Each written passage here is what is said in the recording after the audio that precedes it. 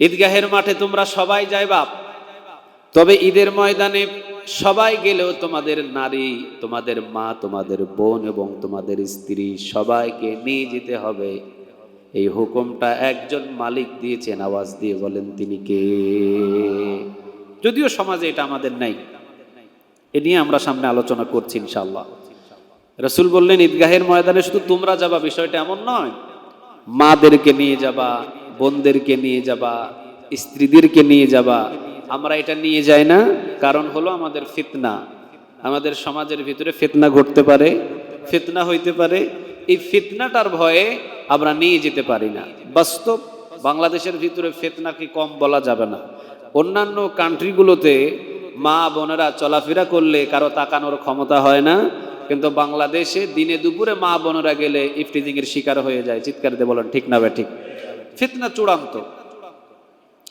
হয়তো মা বোনেরা যদি ঈদগাহের মাঠে আশেপাশে কোথাও যদি তাদের জন্য জায়গা করে দেওয়া হয়, তাহলে কিছু দেখবেন মদখোর, গাঁজাখোর, ইয়াবাখোর, হ্যাঁ কিছু আছে ওই ঈদগাহের আশেপাশে দিয়ে ট ট ট ট করে ঘোরাঘুরি করবে। কথা বলেন না কেন? করবে করবে, এই একটা আশঙ্কা আমাদের বাংলাদেশে আছে। তো এই জন্য মা বোনদেরকে নিয়ে আসাটা খুব কঠিন হয়ে পড়ে।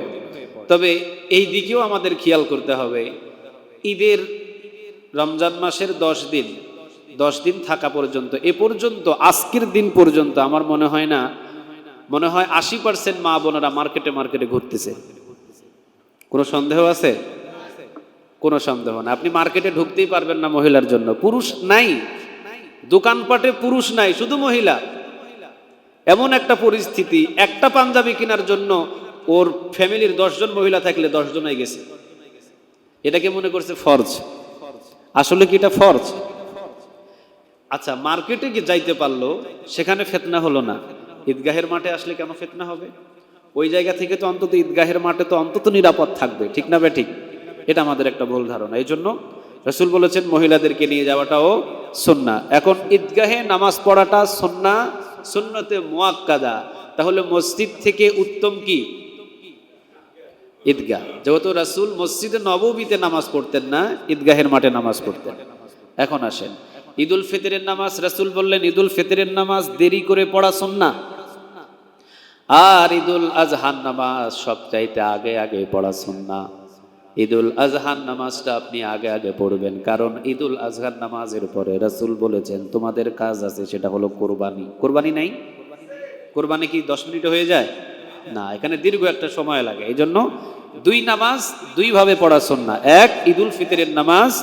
হযরত আবু হুযায়ফা রাদিয়াল্লাহু তাআলা আনহু বলেন রাসূল সাল্লাল্লাহু আলাইহি ওয়াসাল্লাম হযরত আমর ইবনে হাজম রাদিয়াল্লাহু তাআলা আনহুর কাছে একটা চিঠি পাঠিয়েছিলেন। তিনি নাজরানের গভর্নর ছিলেন। তো উনি যখন নাজরানের গভর্নর ছিলেন, তো উনি যখন প্রথম বৎসর গভর্নরের দায়িত্ব পালন করছেন, ওনার যখন ঈদ চলে আসলো, ঈদুল ফিতর, রাসূল এখান থেকে মদিনা থেকে একটা চিঠি পাঠালেন, এবং এই চিঠিতে যেটা লেখা ছিল সেটা হযরতে আবুল হুযায়ফা রাদিয়াল্লাহু তাআলা আনহু বর্ণনা করছেন। রাসূল যখন চিঠিটা লিখলেন, আমরা সবাই উপস্থিত ছিলাম। আমরা দেখলাম রাসূল সাল্লাল্লাহু আলাইহি ওয়াসাল্লাম নাজরানের গভর্নরকে লিখে পাঠাচ্ছেন যে গভর্নর, বরাবর আমি রাসূল তোমাকে বলছি ঈদুল ফিতরের নামাজ যত দেরিতে পড়া হয় ততই উত্তম, আর ঈদুল আজহার নামাজ যত আগে পড়া হয় ততই উত্তম। রমাদান মাসের যে সিয়ামগুলো পালন করা হয়, এটার প্রতিদান সরাসরি আল্লাহ সুবহানাহু ওয়া তাআলা বান্দাকে দান করবে। কেননা আমরা সারা দিন সমস্ত খাবার থেকে, হালাল স্ত্রী থেকে এবং সকল কিছু থেকে আমরা দূরে ছিলাম শুধুমাত্র একজন রবকে খুশি করার জন্য। তিনি কে? এমন একটি রমাদান মাস আমরা পার করছি এবং আখের শেষ পর্যায়ে পৌঁছে গিয়েছি। আমরা আল্লাহর কাছে আরো একটি দোয়া করি, আল্লাহ যেন আগামী বছরও আমাদের এই রমাদান আমাদের নসিবে, আমাদের হায়াতের ভিতরে উঠিয়ে দেয়। আওয়াজ দিয়ে বলেন আমিন।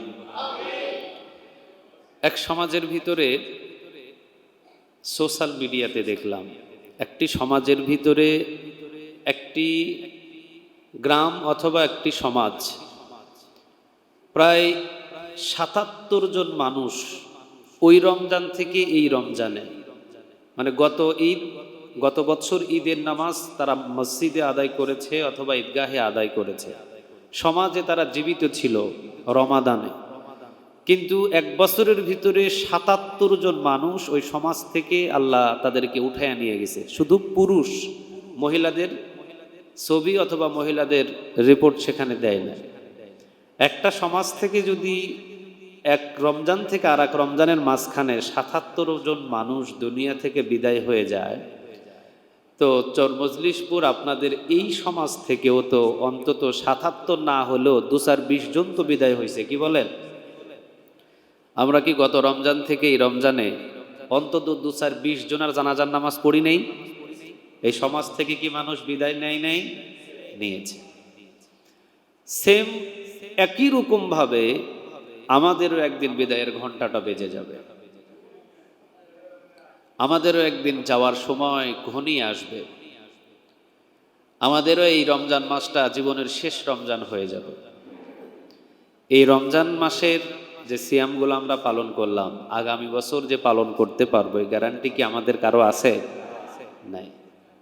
আল্লাহ যেহেতু বলছেন ইযা জা আজালুহুম লা ইস্তাখিরুনা সাআতাও ওয়া লা ইস্তাকদিমুন, মৃত্যুর ঘন্টাটা যেদিন তোমাদেরকে আওয়াজ দিয়ে বাজিয়ে দেওয়া হবে, ঘন্টা বাজতে দেরি হবে, মালাকুল মউত আসতে দেরি হবে না, আর মালাকুল মউত আসতে দেরি হবে, নিয়ে যেতে দেরি করবে না, আর পৃথিবীর কোনো শক্তি থাকবে না সেই দিন আমাদেরকে ধরে। অন্তত রমজান মাসের আর মাত্র 10 দিন বাকি আছে, রমজান মাস করেই আমাদের এই ভাইটাকে আমরা বিদায় দিব। কোনো সমাজবাসী এইরকমভাবে আমাদেরকে ধরে রাখার ক্ষমতা আছে নাকি? নাই। তাহলে একটি সমাজ থেকে আমরা মিডিয়াতে দেখলাম ৭৭ জন মানুষ এক সমাজ থেকে বিদায় হয়েছে। আমাদের এই সমাজ থেকে ৭৭ না হোক, অন্তত ২-১০ জন বিদায় হয়েছে। তাদের কি আসার মতো আর কোনো ক্ষমতা আছে? নাই। তাহলে রাসূল কি বললেন? একটি রমজান মাসের রোজা সারা পৃথিবী থেকে দামি। শুধু সারা পৃথিবী থেকে দামি যে তা নয়, একটি রমজান মাসের রোজা মানুষকে জান্নাতে নিয়ে যাওয়া সহজ। সুবহানাল্লাহ বলেন। একটি রোজা মানুষকে জান্নাতে নিয়ে যেতে পারে, একটি রোজা মানুষের জিন্দেগির গুনাহ মোচন করতে পারে, আবার 2 রাকাত নামাজ মানুষের সব গুনাহ মোচন করতে পারে। সুবহানাল্লাহ বলেন। যদি সেটা রোজার মতো রোজা হয়, যদি সেটা নামাজের মতো নামাজ হয়। তো আমরা যে 30টা রোজা, আমি আজকে কয়েকটা প্রশ্ন এবং কয়েকটা উত্তর নেব আপনাদের কাছ থেকে। আজকে যে 30টা রোজা আমরা রেখেছি, এইটা কি মানুষকে দেখানোর জন্য না আল্লাহকে খুশি করার জন্য? সবার নিয়ত তো খালেস এক, এর ভিতরে তো কোনো সন্দেহ নাই। শুধু আল্লাহকে খুশি করার জন্য যদি আমরা সিয়ামটা পালন করে থাকি, তাহলে রাসূল সাল্লাল্লাহু আলাইহি ওয়াসাল্লাম বলছেন 30টা রোজা আদায়ের পর এখন তোমাদের প্রতিদান দেওয়ার একটা রাত আসছে। আচ্ছা, কাজ শেষ করার পর আমাদেরকে মজুরি দেয় নাকি কাজের শুরুতে মজুরি দেয়? আমি প্রশ্ন করব, আপনাদেরকে একটু উত্তর দিতে হবে। কাজ শেষ করার পর আমাদের কাছে মালিক আমাদের হাতে মজুরি উঠিয়ে দেয়। কোনো সন্দেহ আছে আমার কথায়? রাসূল সাল্লাল্লাহু আলাইহি ওয়াসাল্লাম তিনি বললেন, রমাদান মাস হলো 30টা রোজা অথবা 30 অথবা 29 দিন সিয়াম পালন করার পর আল্লাহ রাব্বুল আলামিন, যেটাকে আমরা বলে থাকি চাঁদ রাত, ঈদের রাতে আল্লাহ রাব্বুল আলামিন ফেরেশতাদেরকে ঘোষণা দিয়ে দেন, আমার বান্দাদের আমল নামায় এই এই এই এই জিনিসগুলো দান করে দাও। তাহলে কাজ শেষ করার পর মজুরি পাওয়া যায়। আমাদের কাজ শেষ হয়ে যায়, আজ থেকে তো শেষ, আজ থেকে যদি শেষ হয়ে যায় তাহলে মজুরি নেওয়ার পালা। এখন মজুরি দান করবেন তিনি কে? এই বিষয়ে বুখারীতে একটা হাদিস এসেছে। রাসূল সাল্লাল্লাহু আলাইহি ওয়াসাল্লাম বলছেন, আন আবি হুরায়রা রাদিয়াল্লাহু আন আন্না রাসূলুল্লাহ সাল্লাল্লাহু আলাইহি ওয়াসাল্লাম قال তুগফারু লিল উম্মতি ফি আখিরি লাইলাতিন মির রমাদান। রাসূল সাল্লাল্লাহু আলাইহি ওয়াসাল্লাম বললেন, রমাদান মাসের শেষ আল্লাহ সুবহানাহু ওয়া তাআলা বান্দাদের জন্য কিছু হাদিয়া রেখে দেন। রমজান মাসের শেষ বান্দাদের জন্য কিছু হাদিয়া রেখে দেন, বান্দাদের জন্য কিছু উপহার রেখে দেন। এই উপহারটা দুনিয়ার কোনো প্রেসিডেন্ট এমপি সাহেব দেয় না, এই উপহারটা কে রাখছেন? আল্লাহ। এজন্য বলছেন তুগফারু লিল উম্মতি ফি আখিরি লাইলাতিন মির রমাদান। রাসূল সাল্লাল্লাহু আলাইহি ওয়াসাল্লাম বলেছেন রমজানের শেষ রাতে উম্মতের ক্ষমা ও দয়ার এই সিদ্ধান্ত আল্লাহ সুবহানাহু ওয়া তাআলা নিয়ে ফেলে। সুবহানাল্লাহ বলেন। উপহার দুইটা, এক হলো ক্ষমা, আরেকটা হলো দয়া। কয়টা সিদ্ধান্ত নিয়েছেন? দুইটা। মানে রমাদান মাস শেষ, এই আল্লাহ দুইটা সিদ্ধান্ত নেন। রাসূল বলছেন তুগফারু লিল উম্মতি ফি আখিরি লাইলাতিন মির রমাদান। সেই বুখারীর বর্ণনা, রাসূল সাল্লাল্লাহু আলাইহি মুসনাদে আহমদ শরীফের হাদিস এটি। রাসূল সাল্লাল্লাহু আলাইহি ওয়াসাল্লাম বলছেন রমজানের শেষ রাতে উম্মতের জন্য আল্লাহ দুইটা সিদ্ধান্ত নেন, এক হলো ক্ষমা, আরেকটা হলো দয়া। আচ্ছা, দুইটা জিনিস যদি আল্লাহ আমাদের জন্য সিদ্ধান্ত নেন, আর কিছু লাগে? কথা বলেন, আর কিছু লাগে? 50 বছর বয়স, 80 বছর বয়স, অথবা 90 বছর বয়স, অথবা 100 শতাধিক বয়স, অথবা 100 বছরেরও বেশি, আল্লাহ রাব্বুল আলামিন বলছেন আমার কাছে গুনার সীমানা নিয়ে কখনো বান্দা তোমরা হাত উঠাবা না। বয়সের তাগিদ নিয়ে আমার কাছে কখনো হাত উঠাবা না, কারণ 1 বছর 2 বছর নয়, এর আগে শত শত বছরের উম্মতদেরকে মাফ করে দিয়েছেন তিনি কে? নূহ আলাইহিস সালামের উম্মত 1000 বছর জীবিত, অথবা 700 বছর জীবিত। অন্যান্য নবীর উম্মত 200 বছর, 300 বছর, 400 বছর জীবিত, অথচ 300, 400, 500 বছর জীবিত থাকার পরে তাদের জিন্দেগির গুনাহ মাফ করে দিয়েছেন তিনি কে? আল্লাহ বলছেন আখিরি জামানার পয়গম্বর এবং আখিরি জামানার উম্মতদেরকে আমার কাছে যখন তোমরা মাপ চাইবা, বয়স নিয়ে কখনো আমার কাছে কখনো কোনোদিন লজ্জা করো না। বয়স যতই হোক, যতই ঠুনঠুনে বুড়া হোক, আর যতই বয়স পার হয়ে যাক, আমার কাছে শুধু মাপ চাইতে দেরি হবে, মাপ করতে দেরি করবেন না তিনি কে? তাহলে বলেন তো দেখি, বয়স আমাদের যত হোক, আল্লাহ সুবহানাহু ওয়া তাআলা সিদ্ধান্ত তিনি মাফ করে দিবেন। সুবহানাল্লাহ বলেন।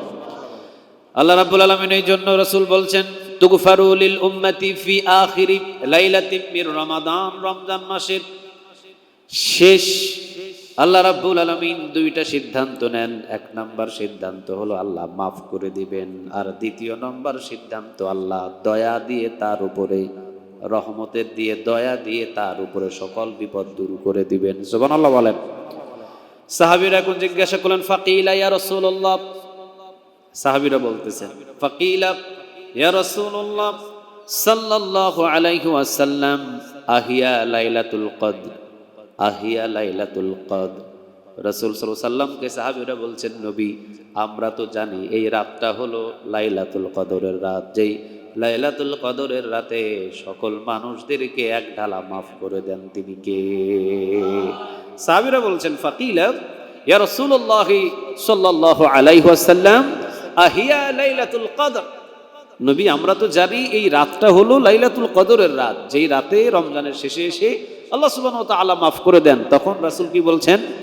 লা ক্বালা, রাসূল বললেন ক্বালা, রাসূল এখন বললেন লা ওয়ালাকিন লা আমিলা ইযা আমিলা আমালাহু ওয়ফিয়া আজরাহু। না, এটা লাইলাতুল কদরের রাত নয়, এটা হলো রমজান মাসের শেষ গিয়ে চাঁদ রাত, অর্থাৎ ঈদুল ফিতরের রাত। সুবহানাল্লাহ বলেন। 5টি রাত আল্লাহর কাছে সবচেয়ে দামি, কয়েকটি রাত আল্লাহ সুবহানাহু ওয়া তাআলার কাছে সবচাইতে দামি, তার ভিতরে হলো 2 ঈদের 2 চাঁদ রাত। সুবহানাল্লাহ বলবেন না? ঈদুল আজহার যেই দিন হবে এটার চাঁদ রাত, ঈদুল ফিতর যেই দিন হবে এটার চাঁদ রাত।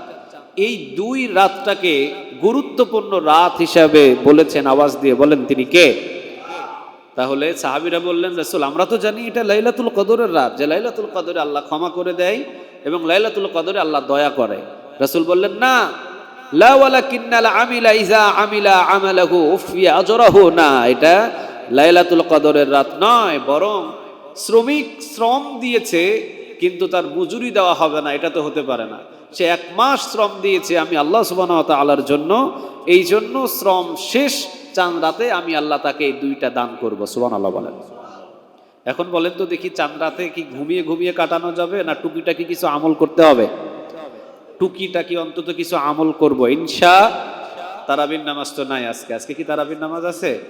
নাই। অন্তত তাহাজ্জুদ নামাজে এই তারাবির নামাজের মতো 8 রাকাত বলেন, 10 রাকাত বলেন, 4 রাকাত বলেন, উঠে একটু আল্লাহর কাছে 2 হাত তুলে বলবেন, আল্লাহ রমাদান তো পার করে ফেললাম, রমাদান তো দুনিয়া থেকে আমাদের কাছ থেকে বিদায় নিল, অন্তত এই রমাদান মাস থেকে কি শিখেছি হয়তো আমাদের অনেকের জানা নাই, তবে আল্লাহ এই রমাদান মাস থেকে যতটুকু শিখেছি বাকি 11টি মাস যেন আমরা পালন করতে পারি, সেই তৌফিক দান করো, আমিন।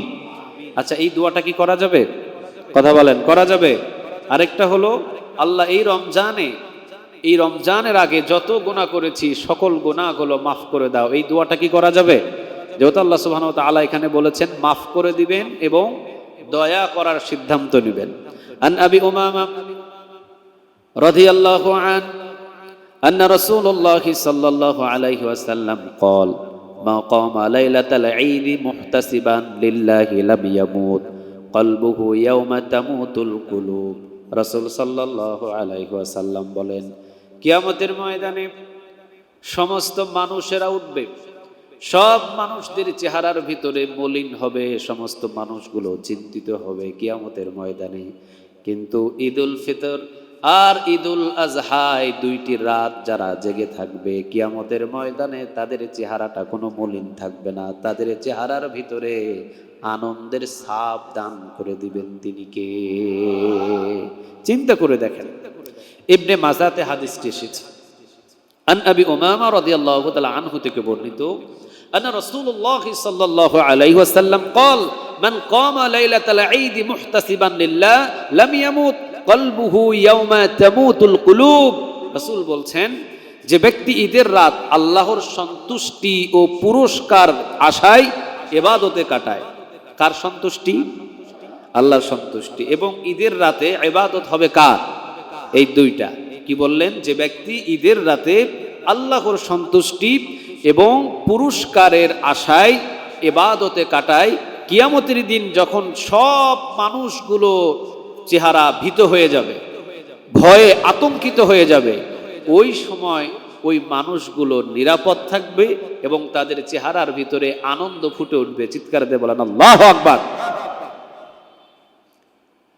আল্লাহ রাব্বুল আলামিন এই জন্য ঈদুল ফিতর খুব গুরুত্বপূর্ণ। ঈদুল ফিতরের রাত যেন আল্লাহ রাব্বুল আলামিন আমাদের সবাইকে জাগ্রত থাকার তৌফিক দান করে। আওয়াজ দিয়ে বলেন আমিন। আচ্ছা, আপনারা প্রত্যেকেই ঈদের দিনে আজকে অন্তত রাতের বেলা কম হোক বেশি হোক নামাজ পড়ার চেষ্টা করবেন তো ইনশাআল্লাহ? নাকি ওই যে বাজি ফুটাবেন? বাজি ফুটা নাকি জায়েজ আছে? কথা বলে না, বাজি ফুটা নাকি জায়েজ আছে? বাজি ফুটা না জায়েজ নাই, বাজি টাজি যেন না ফুটে। তাহলে 1 নম্বর গেল, ঈদের নামাজ তো হবে, কিন্তু ঈদের নামাজের আগে রাতের বেলা ইবাদত করলে দয়া করবেন, মাফ করে দিবেন, কিয়ামতের ময়দানে চেহারার ভিতরে ভয় ভীতি থাকবে না, আনন্দের ছাপ আসবে। চিৎকার দিয়ে বলেন আল্লাহু আকবার। আল্লাহ যেন অন্তত আমাদেরকে ঈদুল ফিতরের রাতে আমাদের আমল করার প্রত্যেককে তৌফিক দান করে, বলেন আমিন। এখন আসেন 2 নম্বরে, ঈদের নামাজ ঈদগাহে পড়া সুন্নতে মুআক্কাদা। ঈদের নামাজ ঈদগাহে পড়া সুন্নতে কি? মুআক্কাদা। রাসূলের জীবনে শুধু একবার ঈদের নামাজ মসজিদে নববীতে হয়েছে। কয়বার? কথা বলে না, কয়বার? আচ্ছা, নবীর কি মসজিদে নববীর চাইতে দামি কোনো জায়গা হতে পারে? ওইদিকে কাবা ঘর, এইদিকে মসজিদে নববী, আর ওইদিকে বাইতুল মুকাদ্দাস। এই 3টা জায়গা হলো পৃথিবীর শ্রেষ্ঠ জায়গা, ঠিক না ভাই? ঠিক। অথচ রাসূল মসজিদে নববীতে ঈদের নামাজ পড়তেন না, উনি আলাদা একটা মাঠে ঈদের জামাত করতেন, অর্থাৎ মহল্লা থেকে দূরে একটা জায়গা করতেন, সেখানে গিয়ে সকল মানুষ যাইতেন, সেখানে ঈদের নামাজ আদায় করতেন। এটা সুন্নতে মুআক্কাদা। আমাদের বাংলাদেশের ভিতরে অনেক জায়গায় আছে দেখবেন মসজিদের ভিতরে ঈদের নামাজ সারায় ফেলে, নাই? কথা বলে না, নাই? এটা কিন্তু সুন্নতের খেলাফ। এখানে রাসূল বলেছেন ঈদের নামাজটা হবে মাঠের ভিতরে, ঈদগাহের ভিতরে, এটাই সুন্নতে মুআক্কাদা। মসজিদে ঈদের নামাজ রাসূলের জীবদ্দশায় পড়েছেন একবার, জুড়ে বলেন কয়বার? মসজিদে নববীতে। সেই সময় বৃষ্টি হওয়ার কারণে রাসূল মসজিদে নববীতে ঈদের নামাজ পড়লেন একবার। তাহলে যেই এলাকায় মসজিদে ঈদের নামাজ হয় ওই এলাকায় ঈদের নামাজ থেকে আমরা বিরত থাকবো ইনশাআল্লাহ। 1 কিলো হলে 1 কিলো, 2 কিলো হলে 2 কিলো, কিন্তু কোথায় নামাজ পড়বো? কথা বলে না, কোথায় নামাজ পড়বো? মাঠে নামাজ পড়বো। ঈদের নামাজটা আমরা মাঠে আদায় করব, মসজিদে আদায় করব না। এটা হলো সুন্নতের খেলাফ। মসজিদে পড়লে যে হবে না এটা আমি বলছি না। একটা সুন্নাহ যদি আমি আদায় করতে পারি, একজন শহীদের নেক আল্লাহ আমাদের আমল নামায় জমা করে দিবেন। একটা সুন্নাহর মূল্য কত চিন্তা করে দেখেন। একটা সুন্নাহর জন্য সাহাবীরা জীবন দিয়ে ফেলেছে। সুবহানাল্লাহ বলবেন না? রাসূল যে কাজগুলো করেছেন, রাসূলের কাজের জন্য সাহাবীরা জীবন দিয়ে ফেলেছেন। রাসূলের সুন্নতকে ভালোবাসা মানে রাসূলকে ভালোবাসা, রাসূলকে ভালোবাসা মানে খুশি করে ফেলা একজনকে আওয়াজ দিয়ে বলেন তিনি কে? আল্লাহ। তাহলে রাসূলের সুন্নাহ এটা জীবনের চাইতেও বেশি ভালোবাসতে হবে। তো রাসূল বললেন সুন্নতে মুআক্কাদা, এটা সুন্নতে গায়রে মুআক্কাদা না, যে করলে লাভ আছে না করলে সমস্যা নাই, না গায়রে মুআক্কাদা না, সুন্নতে কি মুআক্কাদা, বাধ্যতামূলক আপনাকে ঈদগাহে গিয়ে নামাজ পড়তে হবে। এখন রাসূল কি বললেন? ঈদগাহের মাঠে তোমরা সবাই যাইবা, তবে ঈদের ময়দানে সবাই গেলেও তোমাদের নারী, তোমাদের মা, তোমাদের বোন এবং তোমাদের স্ত্রী সবাইকে নিয়ে যেতে হবে। এই হুকুমটা একজন মালিক দিয়েছেন, আওয়াজ দিয়ে বলেন তিনি কে? যদিও সমাজে এটা আমাদের নাই, এ নিয়ে আমরা সামনে আলোচনা করছি ইনশাআল্লাহ। রাসূল বললেন ঈদগাহের ময়দানে শুধু তোমরা যাবা, বিষয়টা এমন নয়। মাদেরকে নিয়ে যাবা, বোনদেরকে নিয়ে যাবা, স্ত্রীদেরকে নিয়ে যাবা। আমরা এটা নিয়ে যাই না, কারণ হলো আমাদের ফিতনা, আমাদের সমাজের ভিতরে ফিতনা ঘটতে পারে, ফিতনা হইতে পারে। এই ফিতনাটার ভয়ে আমরা নিয়ে যেতে পারি না। বাস্তব বাংলাদেশের ভিতরে ফিতনাকে কম বলা যাবে না। অন্যান্য কান্ট্রিগুলোতে মা বোনেরা চলাফেরা করলে কারো তাকানোর ক্ষমতা হয় না, কিন্তু বাংলাদেশে দিনে দুপুরে মা বোনেরা গেলে ইফটিজিং এর শিকার হয়ে যায়। চিৎকার দিয়ে বলেন ঠিক না বে ঠিক? ফিতনা চূড়ান্ত। হয়তো মা বোনেরা যদি ঈদগাহের মাঠে আশেপাশে কোথাও যদি তাদের জন্য জায়গা করে দেওয়া হয়, তাহলে কিছু দেখবেন মদখোর, গাঁজাখোর, ইয়াবাখোর, হ্যাঁ কিছু আছে ওই ঈদগাহের আশেপাশে দিয়ে ট ট ট ট করে ঘোরাঘুরি করবে। কথা বলেন না কেন? করবে করবে, এই একটা আশঙ্কা আমাদের বাংলাদেশে আছে। তো এই জন্য মা বোনদেরকে নিয়ে আসাটা খুব কঠিন হয়ে পড়ে। তবে এই দিকেও আমাদের খেয়াল করতে হবে, ঈদের রমজান মাসের 10 দিন থাকা পর্যন্ত, এ পর্যন্ত আজকের দিন পর্যন্ত আমার মনে হয় না, মনে হয় 80% মা বোনেরা মার্কেটে মার্কেটে ঘুরতেছে। কোনো সন্দেহ আছে? কোনো সন্দেহ না। আপনি মার্কেটে ঢুকতেই পারবেন না মহিলার জন্য, পুরুষ নাই, দোকানপাটে পুরুষ নাই, শুধু মহিলা। এমন একটা পরিস্থিতি, একটা পাঞ্জাবি কেনার জন্য ওর ফ্যামিলির 10 জন মহিলা থাকলে 10 জনই গেছে। এটাকে মনে করছে ফরজ। আসলে কি এটা ফরজ? আচ্ছা, মার্কেটে গিয়ে যাইতে পারলো, সেখানে ফিতনা হলো না, ঈদগাহের মাঠে আসলে কেন ফিতনা হবে? ওই জায়গা থেকে তো অন্তত ঈদগাহের মাঠে তো অন্তত নিরাপদ থাকবে, ঠিক না বেঠিক? এটা আমাদের একটা ভুল ধারণা। এই জন্য রাসূল বলেছেন মহিলাদেরকে নিয়ে যাওয়াটাও সুন্নাহ। এখন ঈদগাহে নামাজ পড়াটা সুন্নাহ, সুন্নতে মুআক্কাদা। তাহলে মসজিদ থেকে উত্তম কি? ঈদগাহ। যেহেতু রাসূল মসজিদে নববীতে নামাজ পড়তেন না, ঈদগাহের মাঠে নামাজ পড়তেন। এখন আসেন ঈদুল ফিতরের নামাজ। রাসূল বললেন ঈদুল ফিতরের নামাজ দেরি করে পড়া সুন্নাহ, আর ঈদুল আজহার নামাজ সবচাইতে আগে আগে পড়া সুন্নাহ।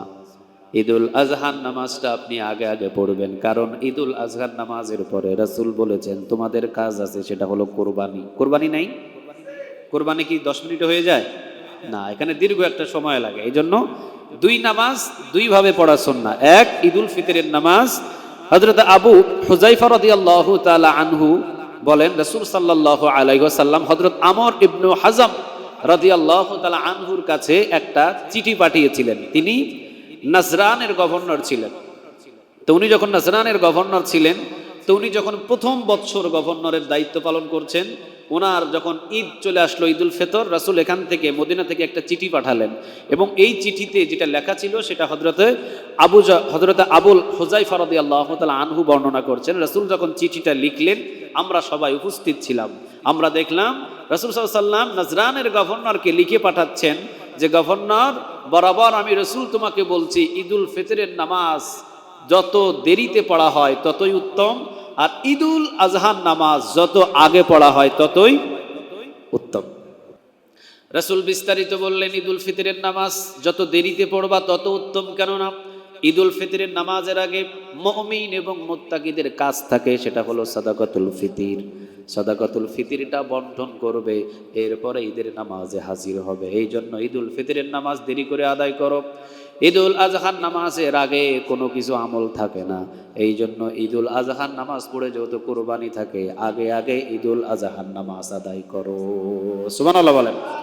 তাহলে ওই ঈদুল ফিতরের মতো, ঈদুল আজহার মতো একবারে ফজরের পর পরে 6টা, 6:30, 7টার দিকে অন্তত ঈদুল ফিতরের নামাজ পড়া উত্তম নয়, একটু দেরি করে পড়া উত্তম। কেননা ঈদুল ফিতরের নামাজের আগে আমাদের একটা আমল থাকে, সেটা হলো কি সাদাকাতুল ফিতর। সাদাকাতুল ফিতর আগে আগে আদায় করে দিবেন, আজকেও আদায় করে দিবেন প্রয়োজনে। ঈদের দিনে অনেক সময় আমরা ফকির মিসকিনদেরকে খুঁজে পাই না, যার জন্য ওই দিনে না দিয়ে আজকে আজকে আদায় করে দিবেন, কবুল করে নেবেন আওয়াজ দিয়ে, বলেন তিনি কে। তাহলে এখান থেকে আমরা জানলাম ঈদুল ফিতরের নামাজ দেরি করে আদায় করা সুন্নাহ, ঈদুল আজহার নামাজ আগে আগে আদায় করা কি সুন্নাহ।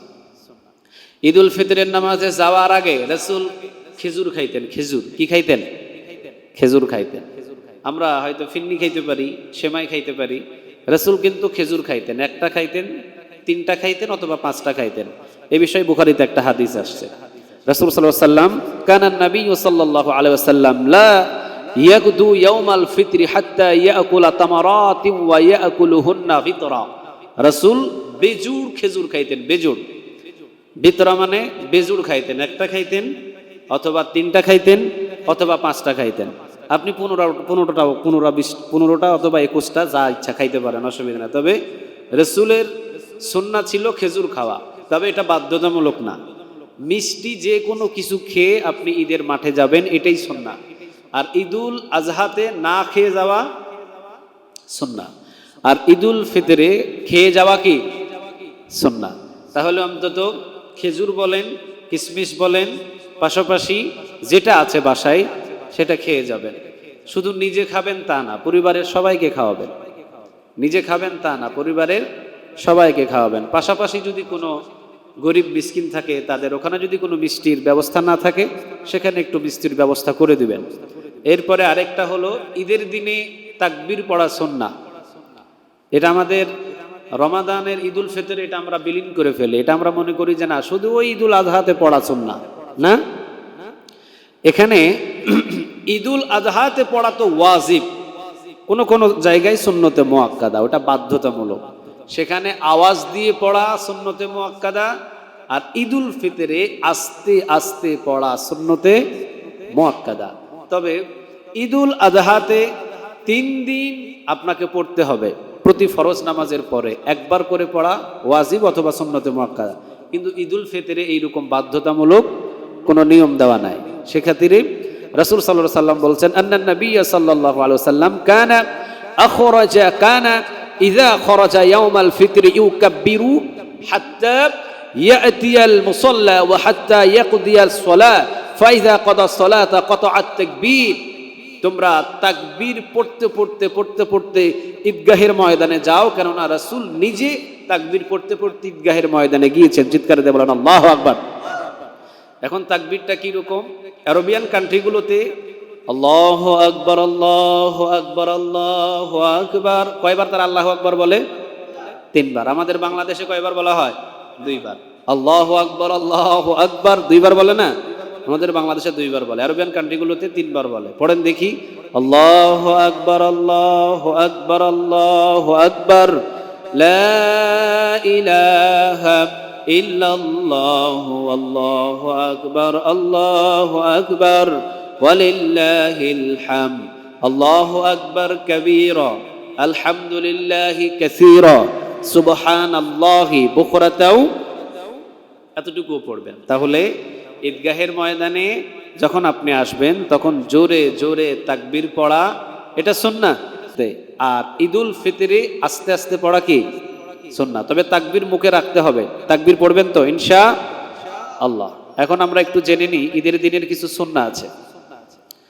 ঈদের দিনের সুন্নাহ হলো প্রথম নম্বরে তাকবীর পড়া। চিন্তা করে দেখেন, ঈদের দিনের প্রথম নম্বরে সুন্নাহ হলো কি পড়া?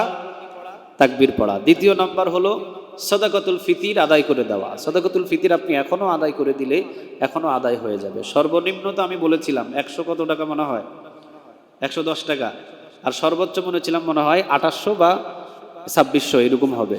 তবে যাদের সামর্থ্য যেরকম আছে সেই রকম ভাবে সাদাকাতুল ফিতির আদায় করবেন। শুধু এতটুকু না, ঘরের ভিতরে যতজন সদস্য আছে প্রত্যেকের উপরে সাদাকাতুল ফিতির আদায় করা ওয়াজিব। আন্ডা বাটকারা যারা আছে আর কি, সবার উপরে সাদাকাতুল ফিতির আদায় করা ওয়াজিব, আদায় করবেন। এবং সর্বনিম্ন আদায় 110 টাকা। এটা হলো গমের আটা দিয়ে যদি আদায় করেন। আর যদি কিশমিশ দিয়ে, জব দিয়ে, পনির দিয়ে আদায় করেন তাহলে এটার অ্যামাউন্ট আরেকটু বেড়ে যাবে। আসলে রাসূল সাল্লাল্লাহু আলাইহি সাল্লামের জামানায় পনিরের দাম ছিল কম, খেজুরের দাম ছিল কম। এখনো তো আরবিয়ান কান্ট্রিগুলোতে খেজুরের দাম কম, ঠিক না বেঠিক? এরপরে জবের দাম ছিল একেবারে কম, কিন্তু আটার দাম ছিল বেশি। আটাটা খুব মূল্যায়ন ছিল, কারণ ওই সময় গমের আটা ছাড়া মানুষ জীবনযাপন করতে খুব কষ্ট হয়ে যেত। এখন আমাদের বাংলাদেশের ভিতরে আটার দাম হয়ে গেছে সবচাইতে কম। এই জন্য আমরা আটা দিয়ে যদি আদায় করি তাহলে আমাদের অ্যামাউন্টটা একেবারে জিরোতে চলে আসে, 110 টাকায় চলে আসে।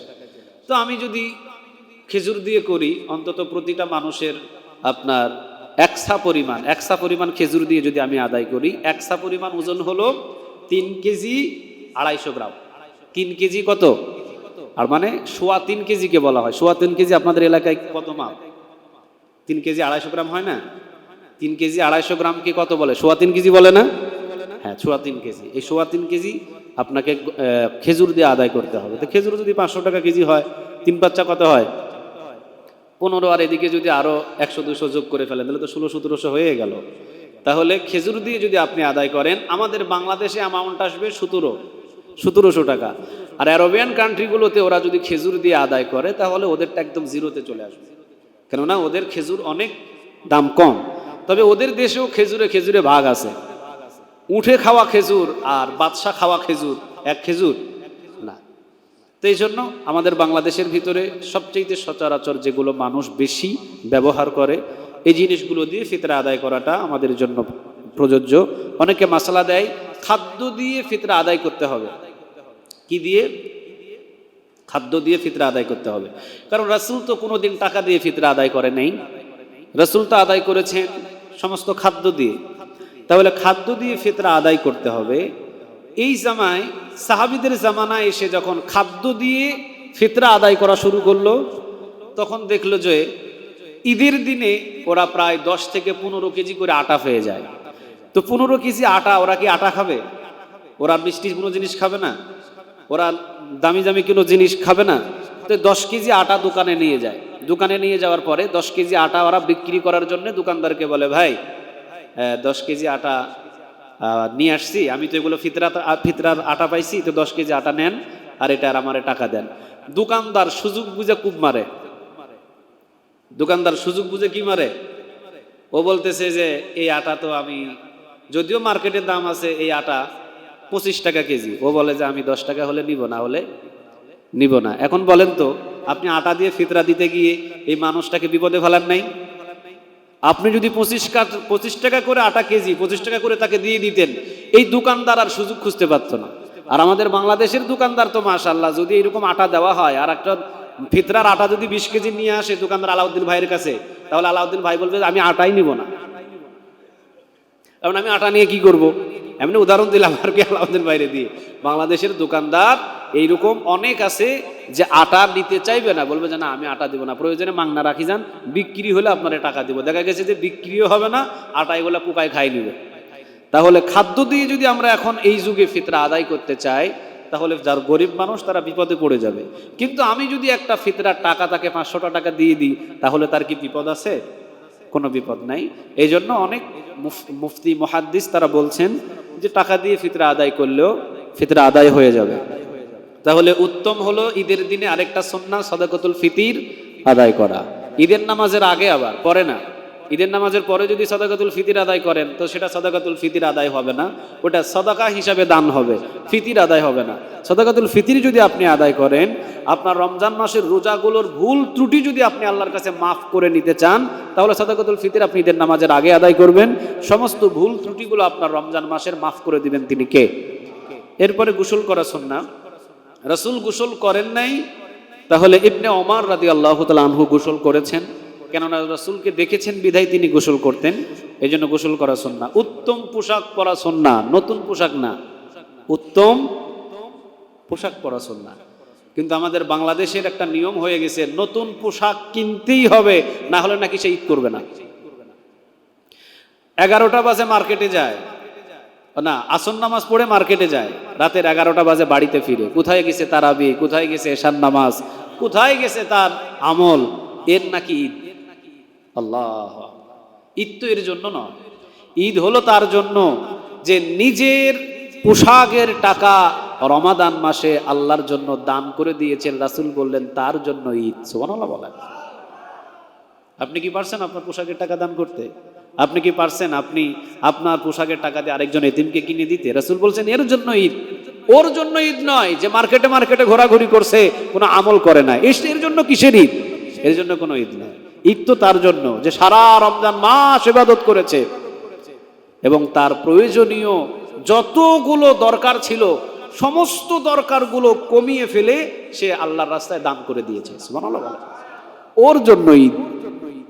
তাহলে উত্তম পোশাক পরিধান করে আসলেই হবে, নতুন পোশাক পরিধান করতে হবে এটা কোথাও লেখা নাই। উত্তম একটা পোশাক হলেই হবে, ধুয়ে মুছে যত্ন করে আয়রন করে নিয়ে আসলে হবে। তবে নতুন পোশাক পরে আসলেও হবে, এটাতে আবার প্যাঁচ লাগায় না, নতুন পোশাক পরে আসলেও হবে। সুগন্ধি ব্যবহার করা এই দিনের সুন্নাহ। রাসূল সাল্লাল্লাহু আলাইহি ওয়াসাল্লাম সবসময় সুগন্ধি ব্যবহার করতেন। মিষ্টি জাতীয় কিছু খেয়ে আসা সুন্নাহ, আমরা যেটা বলেছি। এরপরে 7 নম্বরে এক রাস্তা দিয়ে আসা আরেক রাস্তা দিয়ে কি যাওয়া, এটা সুন্নাহ। যদি এই রাস্তা দিয়ে আপনারা আসেন, অন্তত এই রাস্তা দিয়ে 2-4 কদম দিয়ে এরপরে আবার ব্যাক করে ওই রাস্তা দিয়ে যাবেন, সুন্নাহ আদায় হয়ে যাবে। যেহেতু একটা সুন্নাহর মূল্য অনেক বেশি। রাসূল সাল্লাল্লাহু আলাইহি ওয়াসাল্লাম এটা কেন করেছেন? এক রাস্তা দিয়ে আসতে কিছু মানুষের সাথে সাক্ষাৎ হয়েছে, আবার ওই রাস্তা দিয়ে গেলেন, ওই মানুষের সাথেই সাক্ষাৎ হলো, তাহলে তো ঈদের আনন্দ ভাগাভাগি হলো না। আপনি রাস্তা দিয়ে এসে আরেক গলি দিয়ে যদি ঢুকেন, আরও কিছু মানুষের সাথে সাক্ষাৎ হয়ে গেল, ঈদটা আরও সুন্দর হবে। এই জন্য সবার সাথে সাক্ষাতের জন্য রাসূল বললেন এক রাস্তা দিয়ে আসা আরেক রাস্তা দিয়ে যাওয়া, এটাই কি সুন্নাহ। এরপরে 8 নম্বর, ওই যে নারীদেরকে নিয়ে ঈদগাহে আসা। রাসূল এটা শক্তভাবে দিয়েছেন, শক্তভাবে বলেছেন নারীদেরকে নিয়ে ঈদগাহে আসা। কি বলেছেন? নারীদের যদি পিরিয়ড হয়, যেটাকে বলা হয় মাসিক, নারীদের যদি মাসিকও হয় তারপরেও রাসূল বলেছেন তাও আসো, তাও ঈদগাহের মাঠে আসো, কোনো অসুবিধা নেই। এরপরে বলেছেন তোমাদের যদি মাথার হিজাব না থাকে তাহলে অন্য কারো হিজাব ধার করে নিয়ে এরপরেও তোমরা আসো। তাহলে এটা কি কঠিন একটা শক্ত করে রাসূল বলেছেন, যদিও আরবিয়ান কান্ট্রিগুলোতে অন্যান্য দেশগুলোতে আছে, আমাদের বাংলাদেশে নাই। এরপরে 2 রাকাত নামাজ পড়া। 2 রাকাত, কয় রাকাত? আরবিয়ান কান্ট্রিগুলোতে 12 বার তাকবীর দেওয়া সুন্নাহ। কয়বার? 12 বার। আমরা যখন বাইরে নামাজ পড়ছি তখন দেখা গেছে যে 12 বার তাকবীর দেওয়া সুন্নাহ। আর বাংলাদেশে আমরা দিই 6 বার। 6 বার দেওয়াও ইমাম আবু হানিফা মাযহাবে এটাও সুন্নাহ, এটাতে কোনো অসুবিধা নাই। বাইরের দেশে 12 বার দেওয়া হয়, আমরা দিই 6 বার। তাহলে তাকবীর দেওয়ার নিয়ম কি? প্রথমে কি বলতে হবে? আল্লাহু আকবার। এর ফলে সানা পড়া শেষ, এরপরে হাত উঠায় উঠায় তাকবীর দিবেন, মনে থাকবে তো ইনশাআল্লাহ। এরপর খুতবা শোনা সুন্নাহ। খুতবা শুনতে চায় না মানুষ। ঈদের নামাজের সালাম ডান দিকে বাম দিকে ফিরাইলেই মনে হয় যে বাস লাভ দিয়া কিভাবে টুক্কি বাইর হইতে পারে। আপনি কি সুন্নাহ আদায় করলেন? অন্তত খুতবা পড়তে 5 থেকে 10 মিনিট লাগে, 5 থেকে 10 মিনিটের জন্য আপনি বাইর হয়ে চলে আসলেন। এই দিন তো অনেকের হক আছে। ঈদগাহে সবাই মিলিতভাবে একটা দোয়া করলাম, ঈদগাহে সবাই মিলিতভাবে ময়মুরব্বী যারা বিদায় হয়ে গেছে তাদের জন্য দোয়া করলাম। আপনার দাদা, আপনার নানা, আপনার খালা খালু অন্তত শেষ রমজানে এসে তাদের জন্য দোয়া করতে আপনার মন চায় না? কথা বলেন, আপনাদের কি মন চায়? মন চাইলে অন্তত ঈদগাহের মাঠে খোলা আসমানের নিচে সবাই মিলিতভাবে ঈদের নামাজের পরে না এসে 2 ফোঁটা চোখের পানি ঈদগাহের ময়দানে ফেলে তাদের জন্য দোয়া করবেন ইনশাআল্লাহ। এরপরে শুভেচ্ছা বিনিময় করাও কিন্তু সুন্নাহ। তাকাব্বালাল্লাহু মিন্না ওয়া মিনকুম।